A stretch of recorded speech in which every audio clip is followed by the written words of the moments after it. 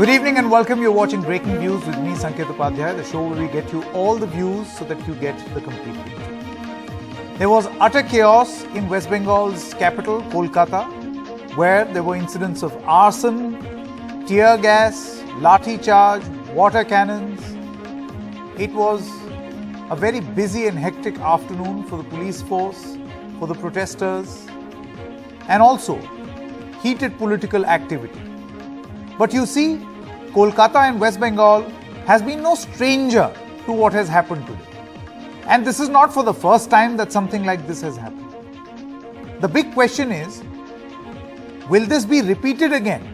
It's very clear that this is not the last time we will see scenes like these on the streets. An open confrontation, a violent confrontation between two political stakeholders.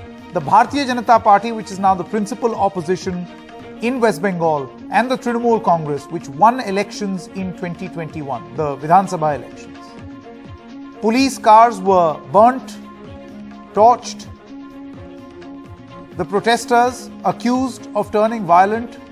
However, the protesters said we were peacefully marching and indiscriminate force was used against them by the local police, perhaps under political influence and political orders. But as I said, and as we said, we have seen these scenes before. We have seen allegations of the BJP and the Trinamool Congress, their convoys being attacked, leaders being beaten up, and then claiming that, they must have done this themselves. The exact same script is playing out this time around as well. When the police car was burnt, the BJP alleged TMC must have done it. Look at the amount of force that they're using against our people. They're killing our people. This is state-sponsored act of terrorizing. And all of this is happening because the Trinamool Congress wants to hide the certain acts of corruption, where a lot of money is now being recovered. The big question that we are asking is, we saw all of this play out in 2019. We saw all of this play out in 2021. And now, is this the script for 2024? Which is why we say that this may not be the last protest that we are seeing in West Bengal. Let us hope it is not as violent as the protests in the past and the one that took place today. But there are all the signs to suggest that this is the very same script. We are now joined in by Gargi Nandi Roy, is a political analyst, views leans towards the BJP, Biswajit Deb, spokesperson of the Trinamool Congress, Tanvi Das, political analyst, views lean towards the TMC, and Aarti Jairat is a senior journalist. Thank you very much for all of you joining on this broadcast. Gargi Nandi Roy, we'll begin with you first. Ms. Roy, you see the Trinamool Congress says that the BJP was deliberately creating tension. How would you respond? No, I don't agree with that. Okay. Yes, what is your question? Yes. The question is that you have deliberately created a situation like this. How would you respond? No, I don't think so, Sanket. See, this is the pent-up anger and grievances of the people that is spilling on the roads. Okay, because both corruption and tyranny both have reached its height in the TMC regime. Okay, we have seen the corruption, and here corruption is in every sphere. Be it the teachers scam, be it the coal scam, the cow smuggling, you name it, and it happens in Bengal. And in the TET exam, we have seen youth who have passed, who have qualified in 2014 and 17, they are protesting where jobs are getting sold for 15 lakhs, 20 lakhs, 30 lakhs. And schools after schools have got closed. 25 schools specifically in Howrah district. There is a vacancy, more than lakh vacancy of teachers. So imagine the education system is devastated in Bengal. There's no industry. Youth of Bengal is going outside for greener pastures. And they are saying this, the perception of the people has changed. People seeing Trinamool leaders on the road are shouting, chor, chor. Do you know, in a village in Neptipur, a TMC person who is a close aide of Partha Chatterjee, his house was attacked by villagers who paid money to him, asking the money back. And he was not there. His wife and his son was heckled. I don't agree that. I don't like that violence. But the thing is, this retaliation you see is the anger. And Sanket, whenever a time comes for a change in political regime, this kind of uprising is seen. And that is why TMC is rattled. If you remember, Mamata Banerjee came into power by agitation only. She protested against Hingur. She flew away Tata from Bengal. Why? He was funded by another corporate. I'm not naming that on national television. I cannot. But this kind of agitation only Mamata Banerjee resorted to, and that's how she came into power. So that's why she is rattled when she's seeing this kind of agitation. Okay, Biswajit Dev, how would you respond to these allegations? That this is nothing but a response of the people against the acts of corruption? Well, first of all, let me tell you that the balloon of BJP got punctured today, and they know that very well. Now, what is happening throughout India? Let them tell what is happening throughout India. Why they are not seeing their own corruption? What about Mehul Choksi, Nirav Modi? What about the ABJ shipyard scam? Thousands of crores have been looted from the bank, and these people have been allowed to flee from the country. Who allowed them to run away from the country, looting people's money? And they are talking about corruption. Now, what is happening in Bengal now? What they are doing? One by one, please. Ms. Roy, one by one, please. I have not disturbed you. Yeah. I have not interrupted you. Please keep quiet. Now, what is happening here now? You see what they are doing today. What they have done today. They have burnt public property. They have damaged public property. They pelted stones on the police. They have set fire on the police vehicles, and they wanted a complete lawlessness. And they expect the police to welcome them with flowers. How do they expect that? Obviously, the police will retaliate.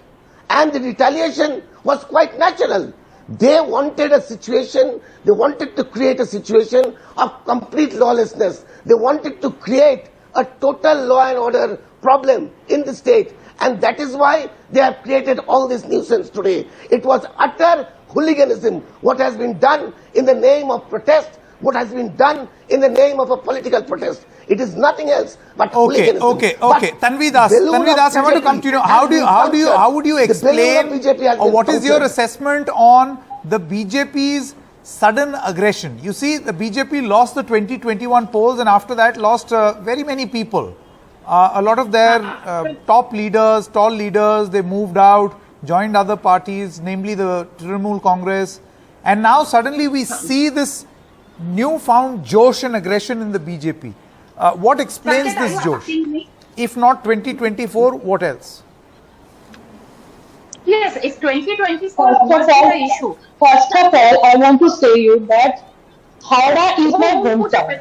So whatever happened today. No, this is for Ms. Das, please, Tanvi Das.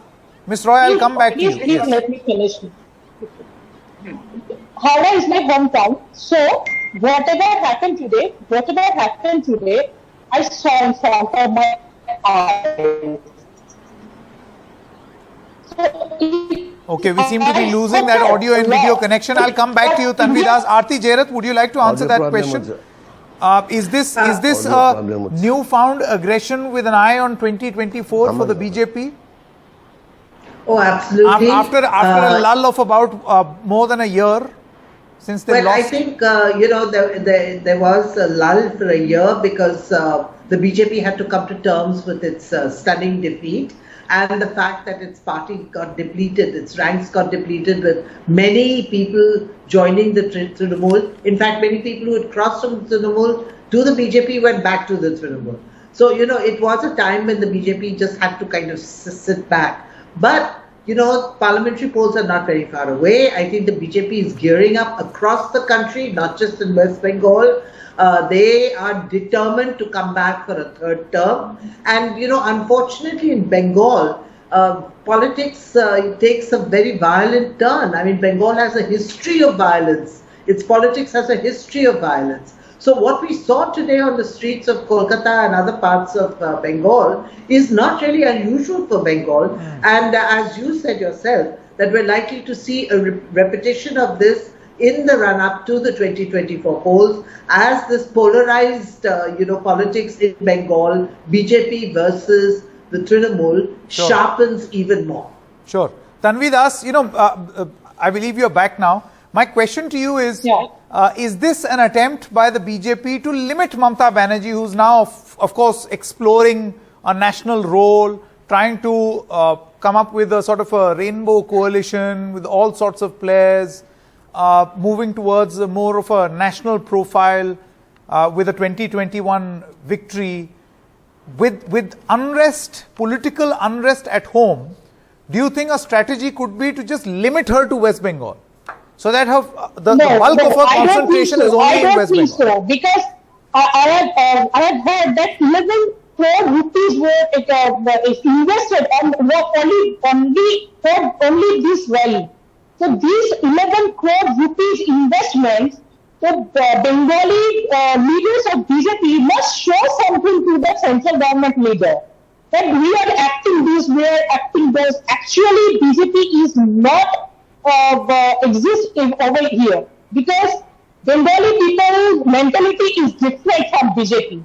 We are not communal people. We cannot be divided by communal activity, and that is why this kind of doing a huge investment, after doing huge investment of 11 crore rupees, BJP want to show off I must say the naughty, just like that.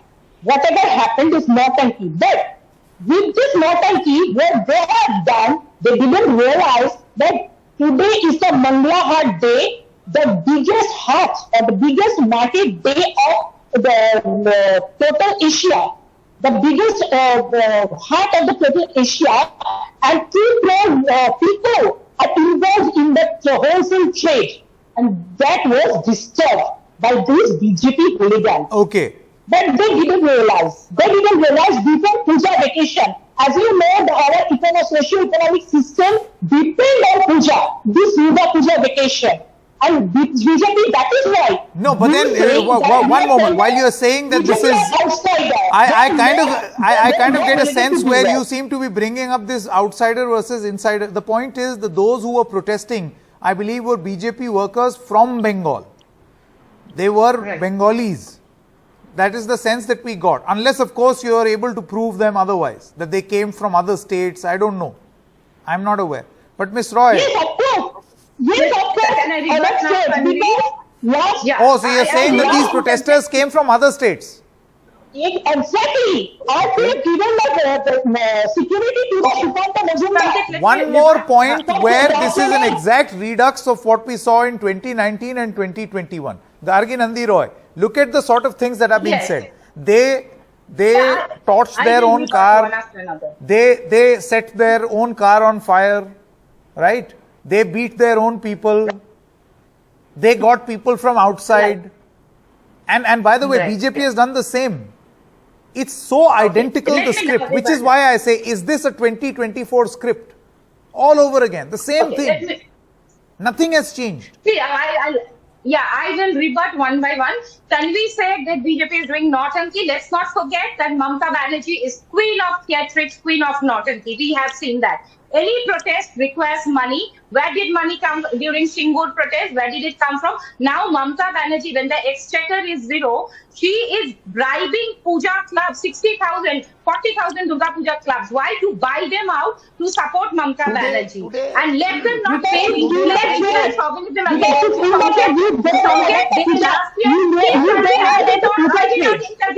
this is the character of PMC. Please keep quiet. Okay, let me rebut. You can rebut me. I said last year you have seen during the election, High Court has given a clean check.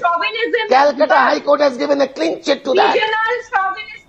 What clean check you have got? So today Calcutta High Court has asked your secretary to give a report. Regional chauvinism is the card that has been played. Calcutta High Court has given a clean check. Don't try to play politics with Durga Puja. It is you people who have said. That is all Bengali sentiments. You don't know anything about Bengali sentiments. Politics and the regional chauvinism and Bengali supremacism card that they played last year, they wanted to say everybody is outsider in Bengal. Gujarati is outsider, Marwal. What is my question to you very simply is this. Do you feel that this is an attempt by the BJP to exert their influence in Bengal ahead of 2024, number one?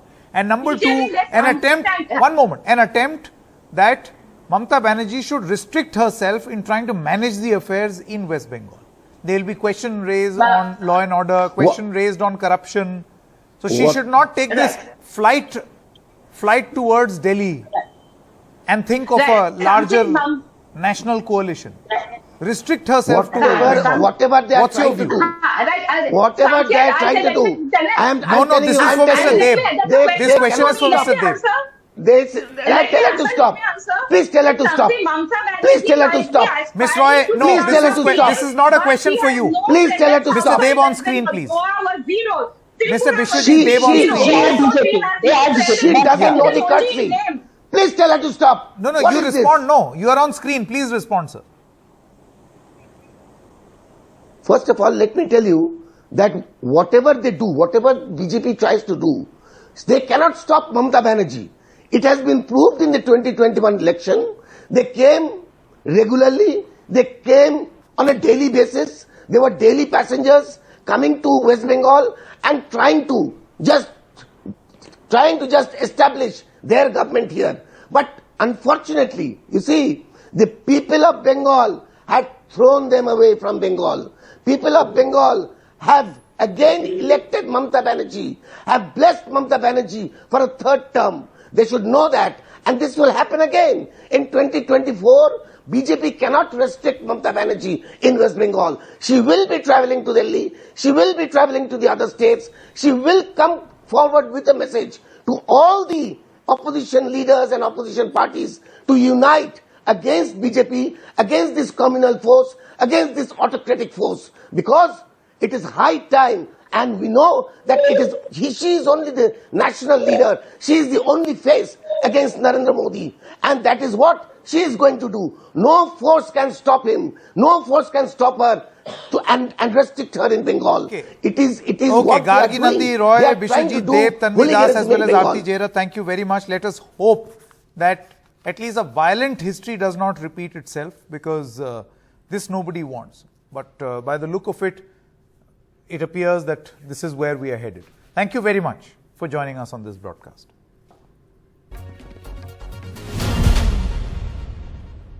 All right, joining us right now is Mr. Swapan Das Gupta, leader of the Bharatiya Janata Party. Swapan Da, thank you very much for your time. We saw a picture of yours which we have put out on the screen where you look completely tuckered out. Would you like to tell us what exactly happened? What were the circumstances? Where were you? Yeah, look, I was part of the demonstration, which was the Bharatiya Janata Party protests against the corruption in the Trinamool Congress was split up into three parts. Two of them were in Howrah, across the river, and one was in Kolkata, which was approaching the Navanna, which is the headquarters of the state government. As soon as we entered as soon as we came near the Howrah Bridge, and confronting the barricades, the first thing the police did was they showered water cannon. That's okay. That's part of life. Secondly, they followed it up immediately by firing tear gas shells, followed it up immediately with a baton charge, with a lathi-charge against, which resulted in absolute chaos, pandemonium, etc. Taking place, stampedes and all that. And at that point, the police, I probably got a good lathi blow, and which could have been worse because my associate who was there, he took a lot of them, and I fell down and hurt myself. I would say I hurt myself, but it could have been much worse. But it's obviously quite a distressing experience, quite a distressing experience, partly because this was a peaceful demonstration. It was a high-spirited but peaceful demonstration, well planned in advance, against the mounting evidence of corruption within the TMC government. And if this space for democratic dissent is denied in Bengal, it's a very sad day for democracy. Swapanda, the sense that I get from what you're saying, you're essentially saying that unusual amount of force was used to quell this protest. Is that what you're saying? Yeah, and it's not merely there. Look at it. Look at the steps which they took. Trains, which were carrying our supporters, I mean, those who were traveling by train, the police, quite outside their jurisdiction, entered railway platforms, got people out and told them they couldn't go move ahead. In various parts, in Alipurduar, in Kuch Bihar, in various parts of Hooghly district, etc. In Satragachi, where the leader of opposition, Shubhendu Adhikari, was leading the protest, they actually put metal barricades, actually welded it to things on the national highway to prevent people from coming. I mean, these are extraordinary steps. These are extraordinary steps for an ordinary demonstration which was there. What is there? I mean, you would have thought this was some sort of a terrorist offensive which was being mounted in Bengal. Now, so when I'm saying disproportionate, I mean that. I mean, they had a mandate. Mamata Banerjee appears to have given the police a mandate that under no circumstances must anything be allowed to, they must be allowed to gather. Under no circumstances must there be any protest. So the police was carrying out its mandate. For that, I don't blame the police.